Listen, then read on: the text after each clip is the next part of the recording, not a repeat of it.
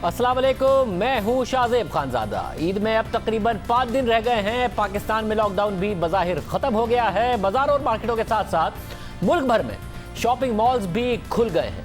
गुज़िश्ता रोज़ पंजाब और इस्लामाबाद के shopping malls खोले गए थे और आज कराची के भी तमाम बड़े शॉपिंग मॉल्स में कारोबार का आगाज़ हो गया है। सिंध हुकूमत के नोटिफिकेशन के मुताबिक सुप्रीम कोर्ट के हुक्म के तहत शॉपिंग मॉल्स खोलने की इजाज़त दी है, मगर शॉपिंग मॉल्स खोलना SOPs पर अमल दरामद से मशरूत है, जिसके तहत शॉपिंग मॉल्स में मौजूद beauty parlour, salons, play area और फूड कोर्ट बंद रहेंगे। सुप्रीम कोर्ट के हुक्म के मुताबिक दुकानें जुम्मा, हफ्ता और इतवार को भी खुली रहेंगी। दुकान और कारोबारी मराकज़ खुलने का वक्त सुबह 8 से शाम 5 बजे तक होगा।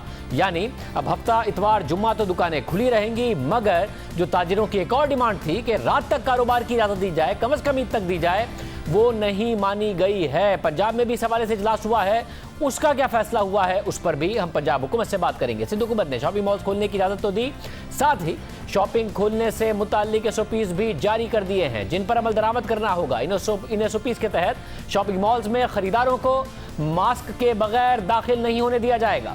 दाखिली रास्तों पर हैंड सैनिटाइजर मुहैया किया जाएगा। थर्मल गन से स्क्रीनिंग लाजमी की जाए। इसके बगैर दाखिला ममनू होगा। जिन लोगों में कोरोना वायरस की अलामात हैं उन्हें शॉपिंग मॉल्स में दाखिल ना होने दिया जाए। बच्चों और 55 साल से ज़ायद उम्र के लोगों को शॉपिंग मॉल्स में दाखिले की इजाज़त नहीं होगी। सिंध हुकूमत के इन SOPs के तहत आज कराची में तकरीबन 2 महीने बाद क्लिफ्टन, तारिक रोड, नाजिमाबाद, गुलशन इकबाल और सदर समेत शहर भर के तमाम बड़े मॉल्स खोले गए, तो खरीदारों की बड़ी तादाद में आमद की वजह से मॉल्स के बाहर ट्रैफिक भी बढ़ गया। मार्केटों और बाजारों की तरह शॉपिंग मॉल्स में भी हुकूमती SOPs के तहत शाम 5 बजे तक खरीदारी की इजाज़त दी गई है। मॉल्स में फेस मास्क, हैंड सैनिटाइजर और समाजी फासले की पाबंदी का ख्याल रखा गया। आज नजर आया, पंजाब में भी नजर आया कि मॉल्स में SOPs का ख्याल रखा जा रहा है। इस्लामाबाद और लाहौर में गुज़िश्ता रोज़ ही शॉपिंग मॉल्स में खरीदारी का आगाज़ हो चुका था और अब ईद करीब है, जिसकी वजह से खरीदारों का रश है। SOPs पर अमल दरामद ज़रूर किया जा रहा है, मगर साथ ही जो इस वक्त मार्केट्स हैं, आम बाज़ार हैं, उनमें उस तरीके से SOPs पर अमल दरामद नहीं नज़र आ रहा है। तो क्या हुकूमतें इस हवाले से फ़ैसला करेंगी, ये बात बहुत ज़्यादा अहम होगी। पाकिस्तान में कोरोना की वजह से लगाया गया जो लॉकडाउन है वो तकरीबन अमलन ख़त्म हो गया है, मगर कोरोना के केसेस में कोई कमी नहीं आई है, बल्कि तादाद बढ़ रही है और अब पाकिस्तान के जेल भी उससे मुतासिर होने लगे हैं। इस हवाले से चौंका देने वाले दादोशुमार सामने आए हैं। जियो न्यूज़ के ज़राए के मुताबिक कराची सेंट्रल जेल में 212 कैदियों में कोरोना वायरस मज़बूत आया है और जेल के 8 एहलकारों में भी कोरोना की तस्दीक हुई है। ज़राए के मुताबिक कराची सेंट्रल जेल में अब तक किए गए 370 टेस्ट में 212 मस्बत आए हैं और मजीद 700 कैदियों के नमूने भी लिए गए हैं। जेल हुकाम के मुताबिक कोरोना से मुतासरा कैदियों और एहलकारों को आइसोलेशन में रखा गया है, जबकि फ़िलहाल किसी कैदी में कोरोना की कोई अलामत नहीं है। कोरोना वायरस कैदियों और जेल हुकाम को मुतासिर कर रहा है। इस हवाले से खबरें सामने आ रही हैं। हमारे साथ मौजूद होंगे मुशीर वज़ीर आला सिंध मुर्ज़ा वहाब साहब, साथ ही अतीक मीर साहब, चेयरमैन कराची ताजिर इत्तिहाद मौजूद हैं। मियां असलम इकबाल साहब, वज़ीर सनअत व तिजारत पंजाब मौजूद हैं। उन्होंने क्या मार्केटों के हवाले से फैसला किया है और ट्रांसपोर्ट के हवाले से उनसे भी बात करेंगे। मुर्ज़ा वहाब साहब, सबसे पहले मैं आपसे शुरू कर रहा हूँ। ताजिर कह रहे हैं कि जी और दौरानिया भी बढ़ा दें, क्या वजह है कि 5 बजे तक आपने दौरानिया किया, सुप्रीम कोर्ट के हुक्म के मुताबिक पूरा हफ्ता भी खोल दिया, मगर इजाफा नहीं किया कि रात तक मार्केटें ईद तक खुली रहें? वो कह रहे हैं इससे शायद रश कम हो जाएगा। बिस्मिल्लाहिर्रहमानिर्रहीम। देखिए शाहजेब, आप खुद इस बात को मानते हैं कि अमली एतबार से अब लॉकडाउन ख़त्म हो चुका है और दूसरी एक अजीब चीज़ ये कि SOPs की अमल दरामद कराने की जिम्मेदारी तो हुकूमत को दे दी गई है, सूबाई हुकूमतों को दे दी गई है, लेकिन हमें इस बात से भी रोक दिया गया है कि हमारा डिप्टी कमिश्नर, हमारा असिस्टेंट कमिश्नर, हमारे जो पुलिस अफसरान हैं, वो SOP की वायलेशन के ऊपर, कोई खिलाफ वर्जी के ऊपर कोई कार्रवाई भी नहीं कर सकते। तो मैं समझता हूँ एक बड़ी अजीब सी एक सिचुएशन है जहां पर आपने जिम्मेदारी तो आयद कर दी है, लेकिन हुकूमत को कहा है कि आप कोई कार्रवाई भी नहीं कर सकते। जहां तक टाइमिंग्स के हवाले से है तो सुप्रीम कोर्ट ने दिनों के हिसाब से खोलने के लिए कहा था, शॉपिंग सेंटर को खोलने के लिए कहा था, वो हमने कह दिया। हम उस फैसले से इत्तफाक नहीं करते, हमारे रिजर्वेशंस हैं, लेकिन चूंकि सुप्रीम कोर्ट का फैसला था तो अमल दरामद कराना उसके ऊपर लाजमी था, तो इसलिए अमल दरामद कराया गया है। हम आज भी समझते हैं कि ये जो लॉकडाउन को ख़त्म किया गया है इसके बड़े नेगेटिव असरात होंगे जिसको हम सबको फेस करना पड़ेगा। सुप्रीम कोर्ट के फैसले के तहत तो जुम्मा हफ्ता इतवार खोला आपने, बाकी वफाकी हुकूमत के साथ मुशावरत के बाद आपने पहली मार्केटें खोल दी थी, तो ये सब कुछ सुप्रीम कोर्ट के कहने पे तो नहीं खोला, और मार्केट्स में पासदारी पहले ही नहीं हो रही थी सुप्रीम कोर्ट के फैसले से पहले, तो ये तो वाज़ेह तौर पर नजर आ रहा था। नहीं, मैंने कतई तौर पर यह नहीं कहा कि किसकी वजह से पासदारी नहीं हो रही। अभी अतीक मीर साहब बैठे हुए हैं, अतीक मीर साहब से आप पूछ लीजिए कि हमने तो नेक नियति के साथ उनको काम करने की इजाज़त दी थी। इन्होंने खुद उस मीटिंग में वज़ीर आला के साथ ये 2 टोक मौक़िफ़ दिया था कि जो ताजिर एसओपी को वायलेट करेगा उसके खिलाफ कार्रवाई करेंगे और मैं कभी प्रोटेस्ट नहीं करूंगा। लेकिन अनफॉर्चुनेटली जब इजाज़त दे दी जाती है उसके बाद सब वायलेशन स्टार्ट करते हैं। और मैं सिर्फ ताजरों की तरफ बात नहीं करूंगा शादिब साहब, मैं समझता हूँ बहैसियत शहरी भी हमारे अंदर लैक ऑफ रिस्पॉन्सिबिलिटी का एक उनसर है। हम जिम्मेदारी को परफॉर्म करने में बिलीव नहीं करते।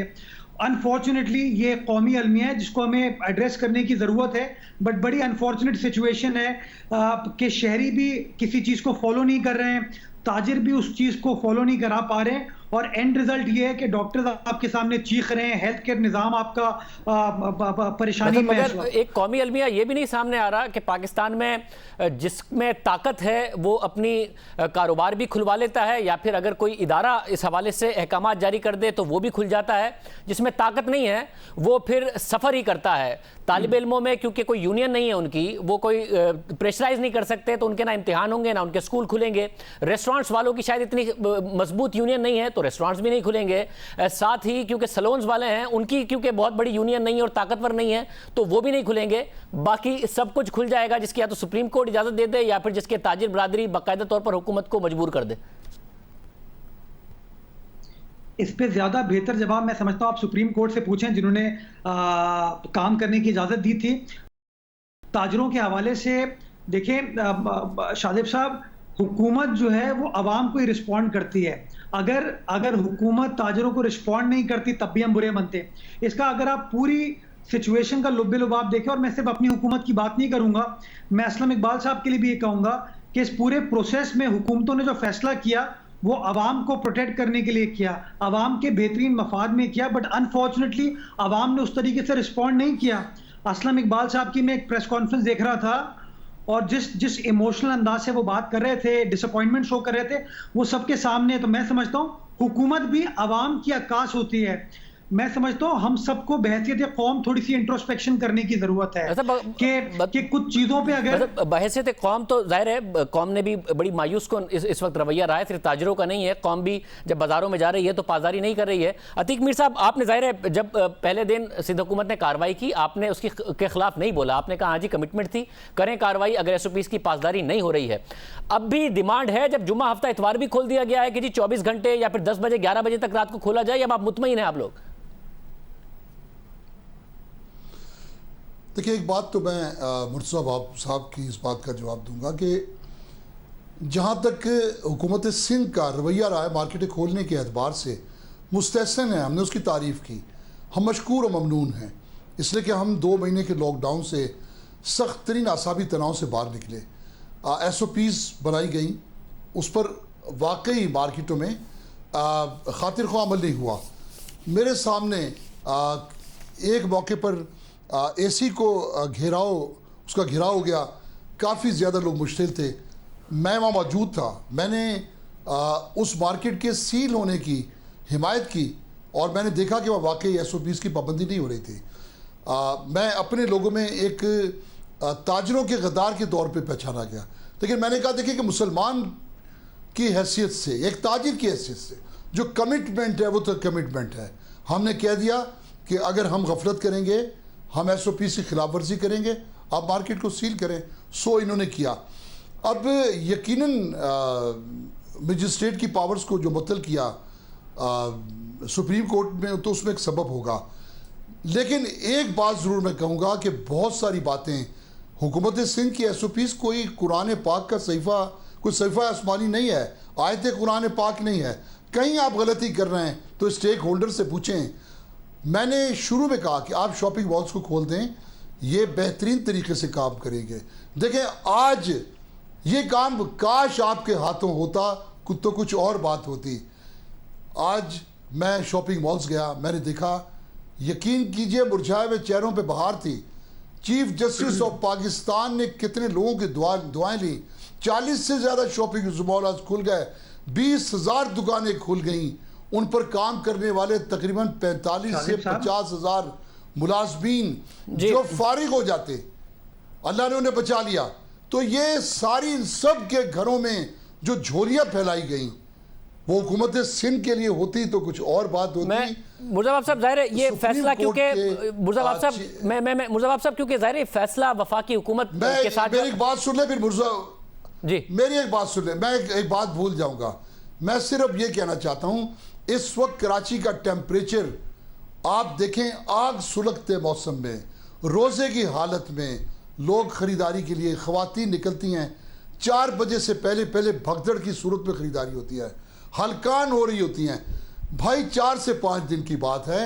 आप मगरिब से अगर 12 बजे, रात 12 बजे तक इफ्तार के फौरी बाद अगर ठंडे माहौल में रोज़ा खोलने के बाद लोग इत्मीनान से अगर कारोबार करने आ जाएं तो यकीनी बात है इसमें SOPs पर बेहतर तौर पे अमल हो सकेगा। दूसरा ये कि ये लोग सेहत के माहौल में बेहतर तौर पे कारोबार।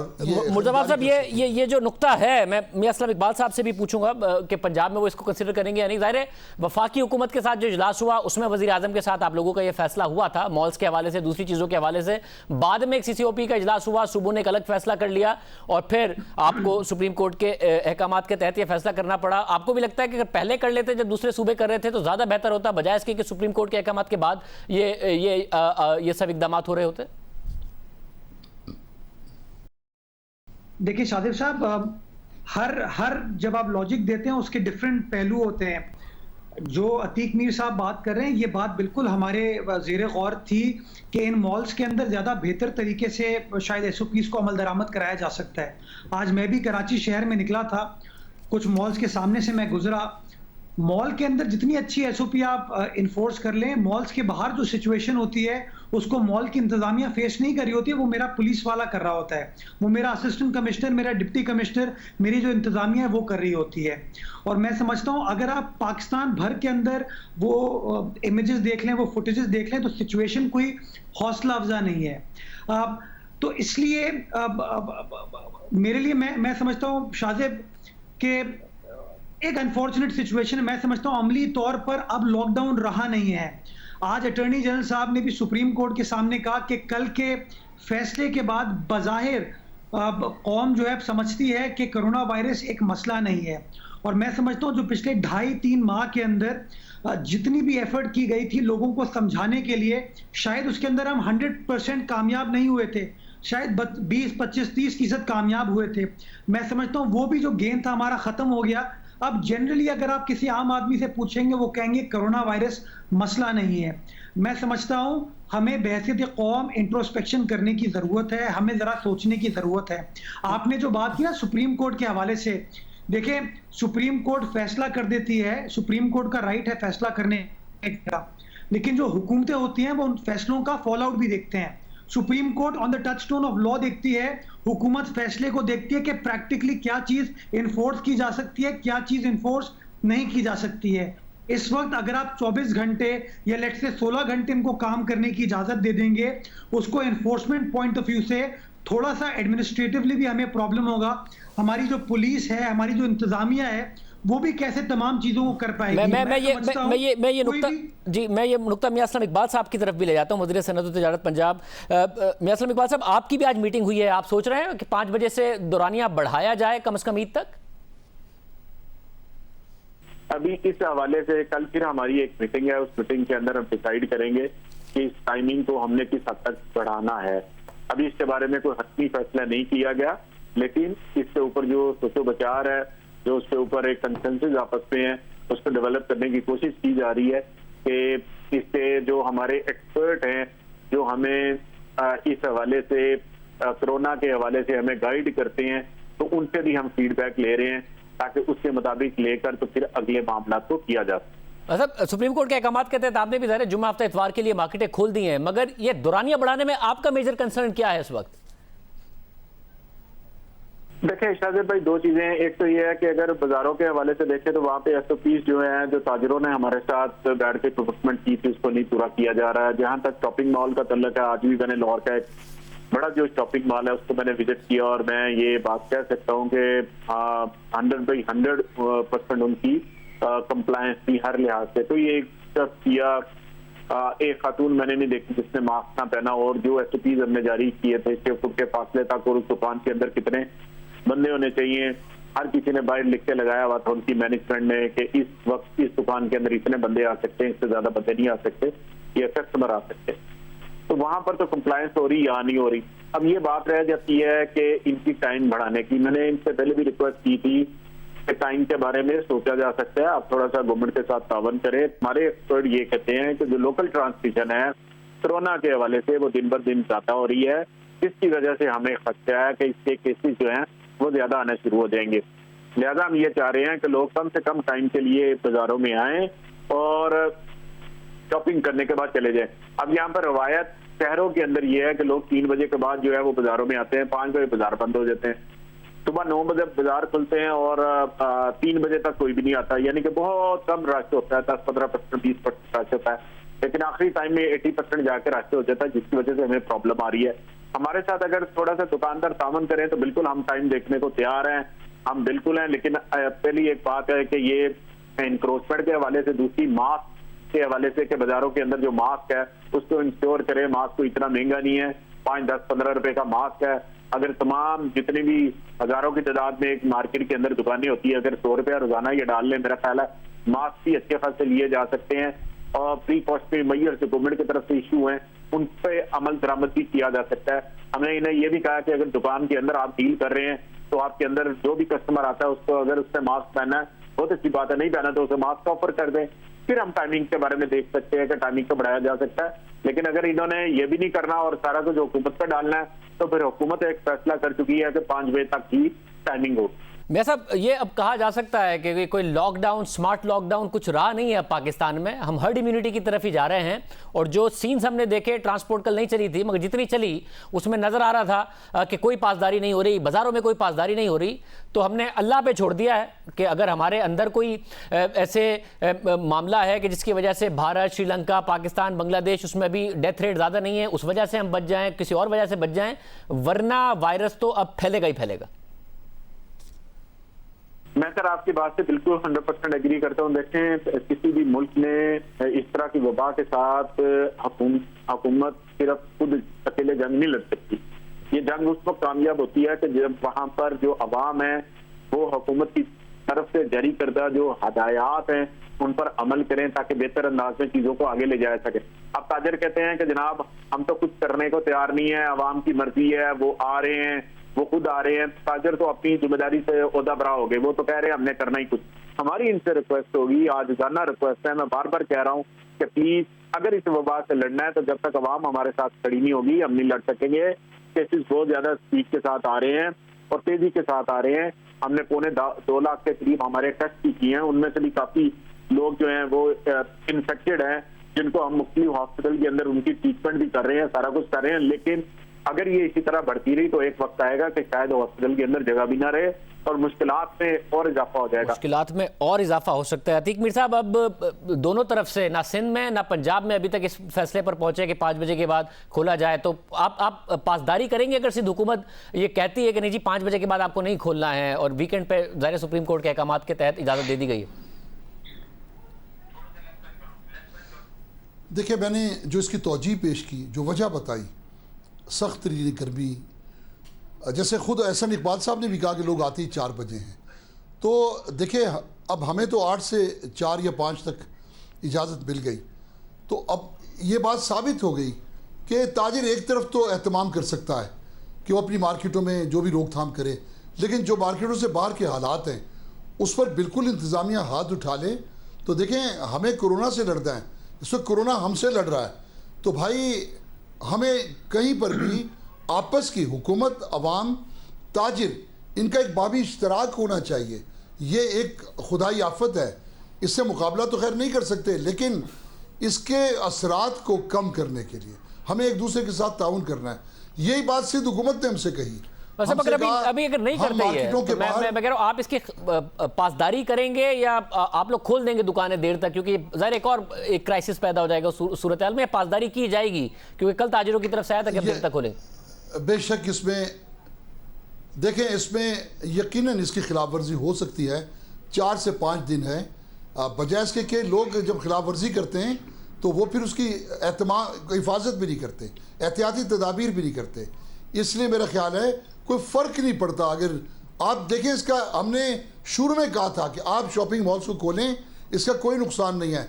आज शाहजेब शॉपिंग मॉल्स में मिसाली SOPs पर अमल हुआ, वो नजर आया है, लोगों ने तारीफें की, वो नजर आया है, हमने दिखाया। अभी मैं मुर्जा वाब साहब, मियां इस्लाम इकबाल साहब मेरे साथ ब्रेक के बाद भी मौजूद होंगे। मैं जरा मुर्जा वाब साहब के और मियां इस्लाम इकबाल साहब के सामने कुछ और सवाल रखूंगा ब्रेक के बाद।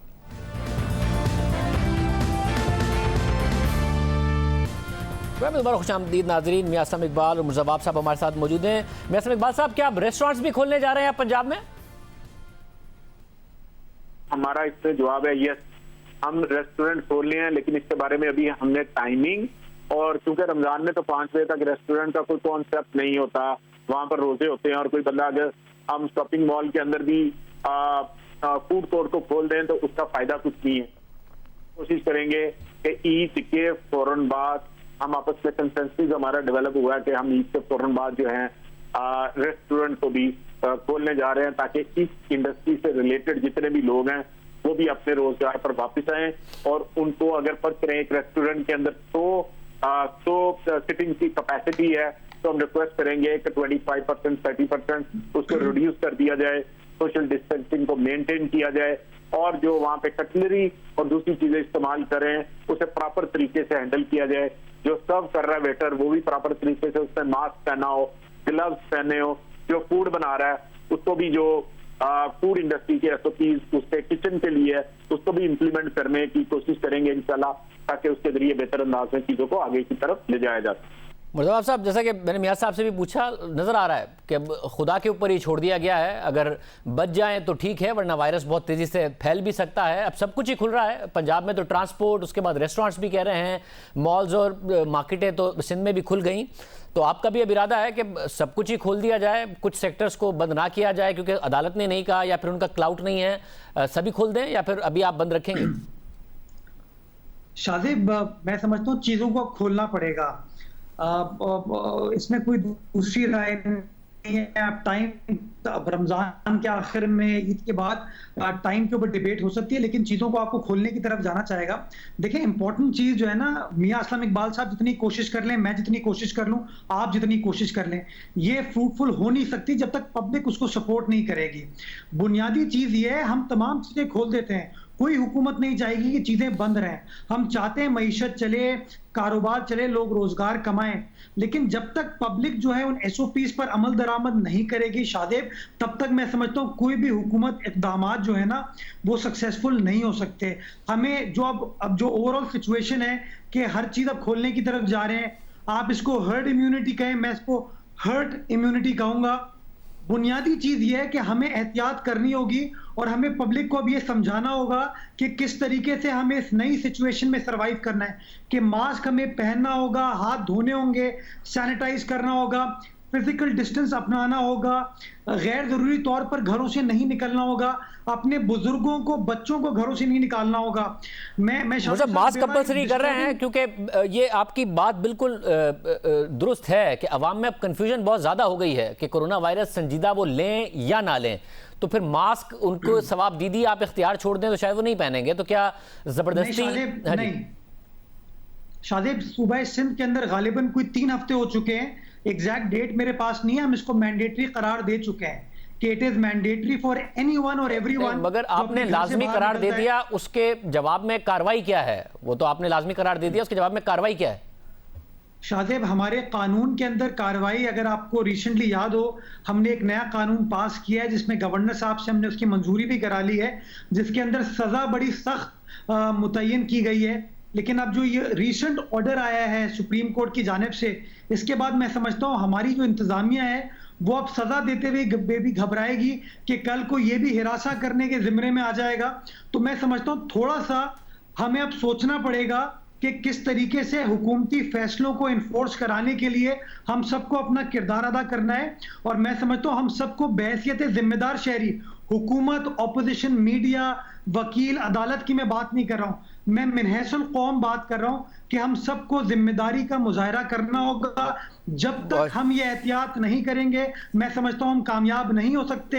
मेरे ख्याल इस बात पर कंसेंसस है मैं असलम इकबाल और मुर्जा वहाब में कि अवाम को जिम्मेदारी निभानी होगी। अगर अवाम संजीदगी का मुजाहरा नहीं करेगी तो हम खुदा न खास्ता किसी तबाहकुन सूरत हाल की तरफ भी जा सकते हैं। सुप्रीम कोर्ट ने गुज़िश्ता रोज़ हफ्ते में 3 दिन कारोबार की बंदिश की वफाकी हुकूमत के फैसले को कलअदम करार दिया था। सिंध हुकूमत को भी मॉल्स खोलने के लिए वजारत सेहत से इजाज़त लेने की हिदायत की थी और आज सुप्रीम कोर्ट में कोरोना वायरस के नोटिस केस की समाअत में यह मामला फिर ज़ेर बहस आया, जिस पर जजेस और अटॉर्नी जनरल में मुकालमा हुआ। सुप्रीम कोर्ट में चीफ जस्टिस की सरबराही में 5 रुकनी बेंच ने कोरोना नोटिस केस की समाअत की तो अटॉर्नी जनरल ने मौक़िफ़ इख्तियार किया कि अदालत के कल के हुक्म से लोग समझ रहे हैं कि कोरोना संजीदा मसला ही नहीं है। अदालत के हुक्म के बाइस इंतजामिया को इक़दामात करने में मुश्किलात पेश आ रही हैं। अदालत से दरख्वास्त है कि रिमार्क्स और फैसले देते हुए मामले की संजीदगी को मद्देनजर रखा जाए। उन्होंने कहा कि वजाहत कर दें हफ्ते और इतवार को लॉकडाउन ईद तक है, जिस पर चीफ जस्टिस का कहना था कि मार्केटें हफ्ते और इतवार को खोलने का हुक्म ईद के तनाजुर में दिया था। इस बारे में ईद के बाद सूरत हाल का जायजा लेकर 8 जून को होने वाली समाअत में वजाहत कर देंगे। इस मौके पर जस्टिस सरदार तारिक ने रिमार्क्स दिए कि शॉपिंग मॉल्स खोलने का इल्ज़ाम अदालत पर न लगाएं। शॉपिंग मॉल्स महदूद जगह पर होते हैं जहां एहतियात मुमकिन है, जबकि राजा बाजार, मोती बाजार, तारिक रोड पर रश बहुत ज़्यादा होता है। इस मौके पर एडवोकेट जनरल सिंह का कहना था कि लॉकडाउन पहले जैसा मौसर नहीं रहा, ब्यूटी सैलून्स और हज्जाम की दुकानें खुल रही हैं, जिस पर चीफ जस्टिस गुलजार अहमद ने रिमार्क्स दिए कि ये हमारी वजह से नहीं खुल रहे, आपके इंस्पेक्टर पैसे लेकर इजाज़त दे रहे हैं। अदालत ने सिंध हुकूमत को कुछ नहीं कहा। सिंध हुकूमत ने तमाम सरकारी दफातर खोल दिए हैं। सब रजिस्ट्रार का ऑफिस आपने खोल दिया है। बड़ी करप्शन का इदारा ये सब रजिस्ट्रार ऑफिस है। करप्शन की तमाम मीटिंग सब रजिस्ट्रार ऑफिस में होती हैं, पब्लिक सर्विस के नहीं बल्कि सरकारी दफातर खोले गए हैं। और ये आज की समाअत में मामला हुए। प्रोग्राम में एक ब्रेक शामिल करते हैं। एक अच्छी खबर भी पाकिस्तान में कोरोना वायरस के हवाले से आई है, उस पर जरा तफसील से बात करेंगे एक ब्रेक के बाद।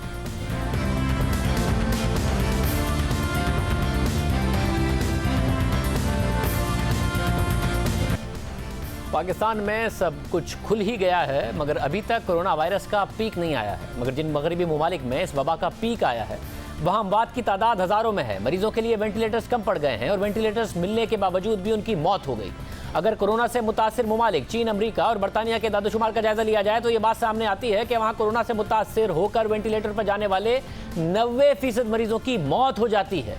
चीन के शहर वुहान, जहाँ से कोरोना दुनिया भर में फैला, वहाँ 86% मरीजों की वेंटिलेटर मिलने के बावजूद मौत हो गई। इसी तरह न्यूयॉर्क के अस्पतालों में जहाँ वेंटिलेटर पर जाने वाले कोरोना के 2600 मरीजों में से 88% हलाक हो गए।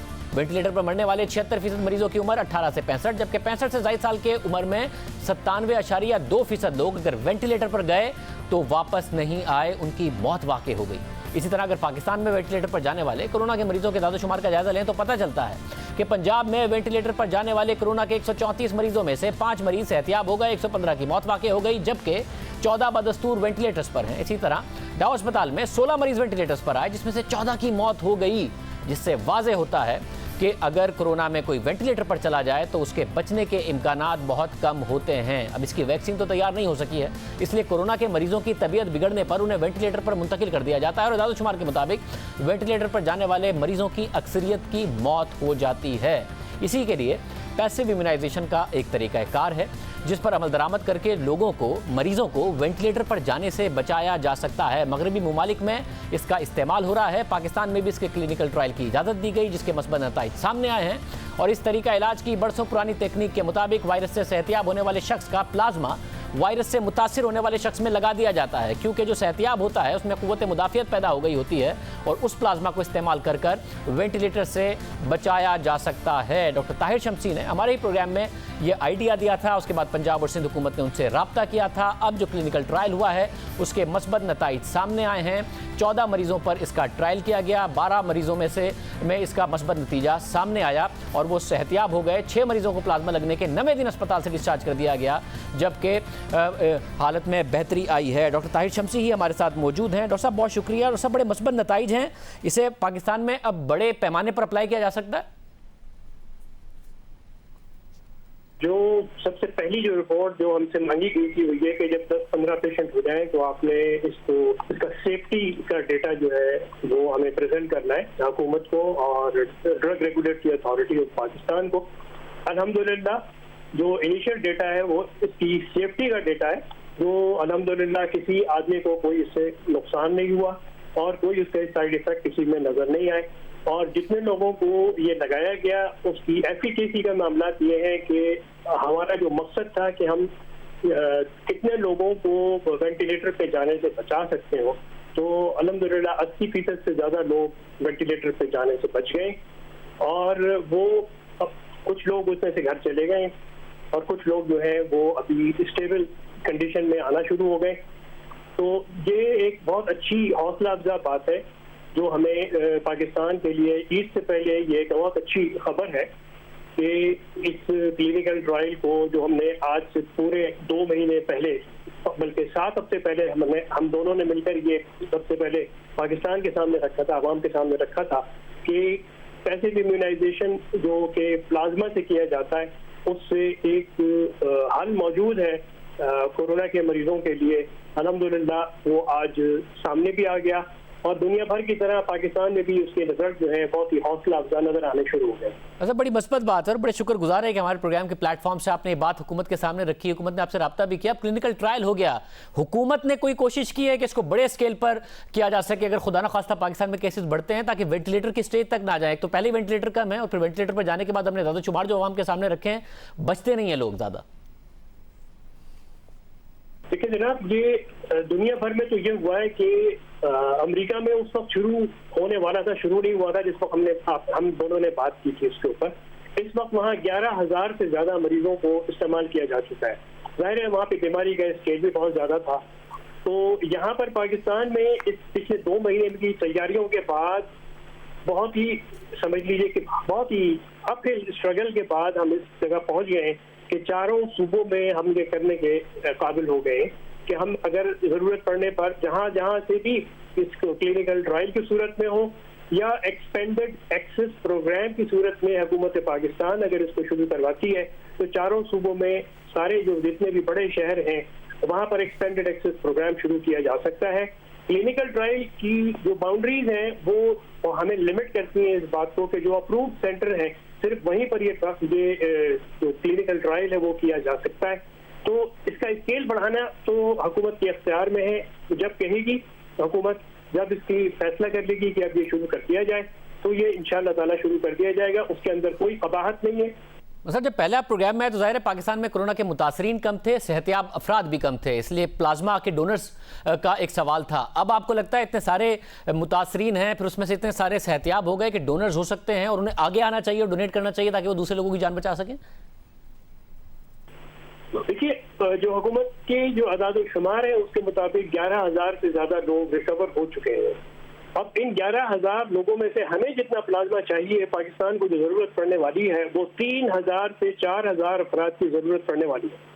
तो ये 4,000 अफराद को आगे आना होगा। रमजान के अख्ताम के बाद ईद वाले दिन से हम पूरी तरह से फंक्शनल होंगे। सुबह से रात तक हम काम कर रहे होंगे, ईद के दिनों में भी काम कर रहे होंगे। तो मेरी इस प्रोग्राम के तवज्जुह से पूरे पाकिस्तान में जो लोग रिकवर हो गए कोरोना से, उनसे दरख्वास्त है कि वो आगे आएं और अपना प्लाज्मा डोनेट करें। देखिए, बहुत बड़ी तादाद में मरीज जो है अब अस्पतालों का रुख कर रहे हैं और तादाद में हम 42,000-43,000 को क्रॉस कर चुके हैं। आने वाले दिन और ज्यादा कोरोना का शिद्दत आने वाली है तो लोगों को प्लाज्मा की जरूरत पड़ना शुरू हो जाएगी। अगर ये क्लिनिकल ट्रायल की हद तक भी रहता है तो भी ये 300 से ज्यादा लोगों की प्लाज्मा की जरूरत है। लेकिन अगर जैसे ही गवर्नमेंट ने एक्सपेंडेड एक्सेस प्रोग्राम शुरू किया, जो कि अमेरिका में अमेरिकन FDA ने शुरू कर दिया है आज से 1 महीने पहले, तो जो प्लाज्मा की जरूरत जो है वो 300 से बढ़कर 3,000 और 4,000 पे फौरन पहुंचने वाली है। तो प्लीज कम फॉरवर्ड और अपना प्लाज्मा डोनेट कीजिए। बहुत शुक्रिया, बड़ी मस्बत खबर है। और ताई शमशी हमारे साथ मौजूद थे। लोग आगे आएँ, डोनेट करें क्योंकि शिद्दत आने वाली है कोरोना वायरस के केसेस में, वो कह रहे थे। एक प्रोग्राम, एक ब्रेक, एक और आम खबर इस पर बात करेंगे ब्रेक के बाद।